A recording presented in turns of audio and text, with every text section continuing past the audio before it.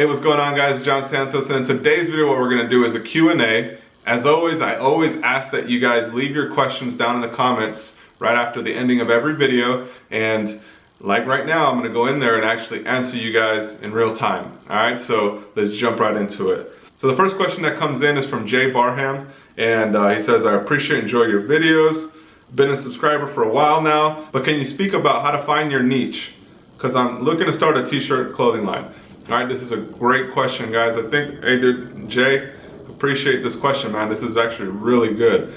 So what he means is a lot of people are launching very generic type of brands online, and I think it really has a lot to do with these like drop shipping gurus and these people that are like selling you courses on how to make thousands of dollars and shit.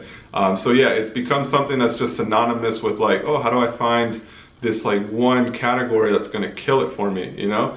And I think what a lot of people really fail to think about is that they're failing to think about this being something that's a long-term play and not necessarily just a short one. So a lot of these like drop shipping sites and stuff, they're always telling you like find your niche and then really dive in on it and make some money, because just provide something that's better than everybody else, right? But I think what a lot of those people are really missing and not telling you is that you're gonna get bored of it. You know, you're gonna get super bored of it, and when it's hard, you're not gonna wanna continue because it's not something you're passionate about.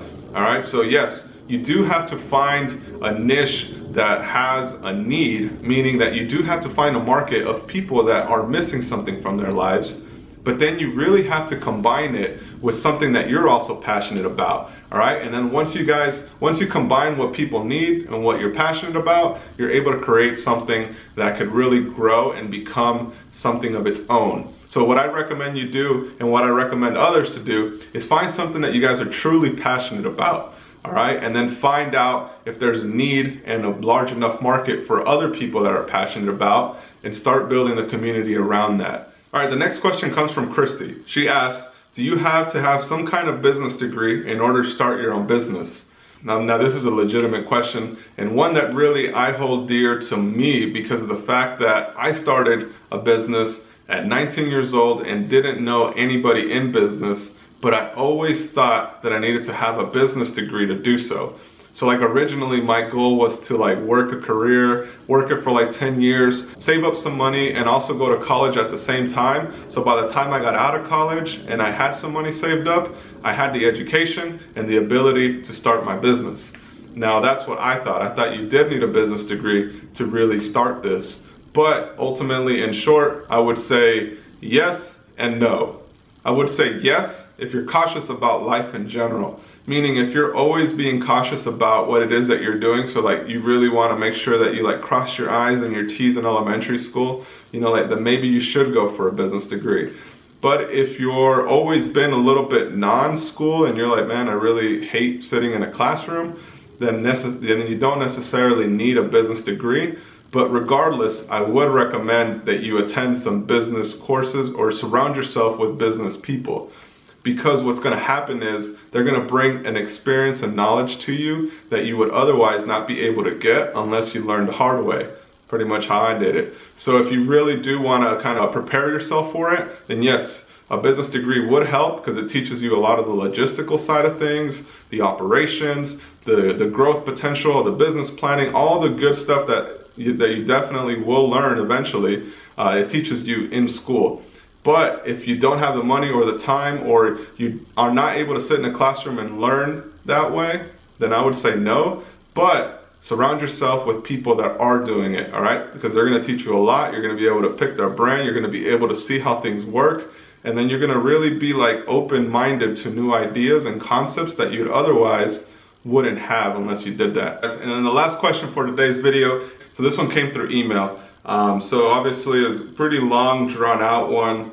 So essentially, this guy's question boils down to, how do I sell other brands' clothes? And should I create a website first? And what are the pros and cons of doing this versus launching your own line of clothes? All right, so let's answer the first question is, how does somebody sell other brands' clothes on there? For one, yes, you will need to create a website that attracts and shows what it is your vision for this distribution network is going to be. meaning that when you are reselling other brands' clothing on your site, you're essentially a retail store like Tilly's or whatever else it is that you're curating products for. The brands that he mentioned, such as Cotton On and Forever 21, they mainly sell fast fashion apparel, meaning those are things that normally are created within like a season and then sold, and then they don't make them again.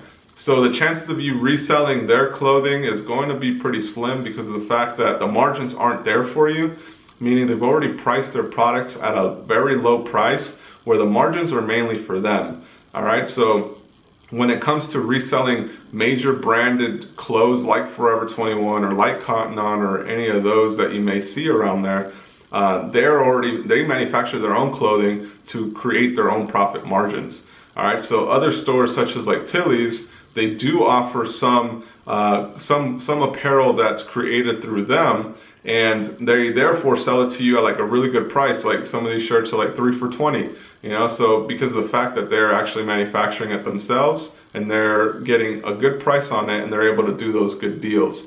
But when it comes to wholesaling and reselling other major brands like Diamond Supply Co. or any of these other big ones in those stores, they're not able to price them at a really competitive rate like that because the owners of the brands dictate the wholesale price. What it essentially boils down to is that you need to create a really good website and a really good presence on your site that shows what it is that you're doing for them. And then you're going to need to show them your marketing reach and how they're going to be able to sell more by selling on your site versus just selling it on their own sites. All right, so you always want to have that statistics. So yes, get a site, make sure that it looks good, and make sure that you have a real plan to move units. So there are shows where you can go out and purchase a lot of wholesale brands such as like Magic or Agenda, but you need to have your credentials and your store already up, and you need to show that you're actually going to meet these people and that you want to purchase from them. So there's multiple ways of doing it, guys. One is to create your site, create your business, and make it known that you are an e-com retailer selling these types of brands. And then the second part is you're going to need to go and apply to these trade shows such as Agenda or such as Magic, where a lot of these big brands are. Show them what it is that you're doing, show them your credentials, and then tell them how and why they need to wholesale to you. All right, so a lot of these brands are wary about wholesaling to new customers and new clients because it's kind of up in the air, the image and perception that you're going to give their brand. All right, so a lot of the times if you don't come at it right, you're not going to lock in those deals and you're not going to be able to distribute that brand until you make it right. Okay, so when it comes to smaller brands and labels, that could be a lot easier, and you could approach other brands that you really like on Instagram and whatnot, and that could be a good potential because of the fact that they don't have that huge exposure and that big head of them thinking that like, oh man, my brand's going to be damaged if I sell it to the wrong person. They just care that if you're moving units, you're moving them to the right people, and as long as you approach it right, it's doable. The pros and cons of going in that direction is going to be the profit margins you're making. All right, so if a brand is retailing a shirt for $35 that you also want to retail for $35, chances are they're going to sell it to you from anywhere between $15 to $17. If you're really buying some good amounts of units, then you could probably dictate more of a $10 to $12 range, but that's after you've already become established. So yes, the profit margin at first is not going to be that good, and if you're not able to move those units, and if you discount it and now they find out you're discounting all their clothing, chances are they're not going to resell it to you again. So you really need to, that's one of the cons associated with it, is the fact that you're not going to have that really good margin if you were to manufacture your own. If you manufactured your own with good volume, you can have a shirt cost at $8 and now you're retailing it for 35, so you have a bigger margin there. Now the pros of wholesaling another brand shirt is the fact that they are actually doing a lot of the marketing for you. Meaning they're already on Instagram, they're already creating visuals, they're already pushing the brand, and you are another outlet that they can buy it. But when it comes to the e-com world, you see it's very difficult to really make a customer buy from your site versus buy from their site, unless they're always sold out and then you created a deal where you're able to always have some in stock. That's the only way it really makes sense. So those are the pros and cons that immediately come up from my head. And without taking up too much time in this video, I hope that it helped everyone else. so you guys can kind of decipher what it means to buy and sell wholesale, and then the difference between the two. All right, so I appreciate you guys watching this Q&A. As always, comment down below with your questions and we'll answer them in future Q&As. Also hit me up on Instagram or email. We're also always communicating through there. If I don't get to you guys immediately, just realize it might be a few days out, but I do eventually get to everybody, all right? And I know a lot of you guys are like, holy shit, you actually responded. I actually respond, guys. You just gotta give me some time with that. All right, so I appreciate you guys watching, and like always, subscribe to the Instagram, subscribe to this channel if you haven't already, and I'll see you guys on the next one. All right, bye.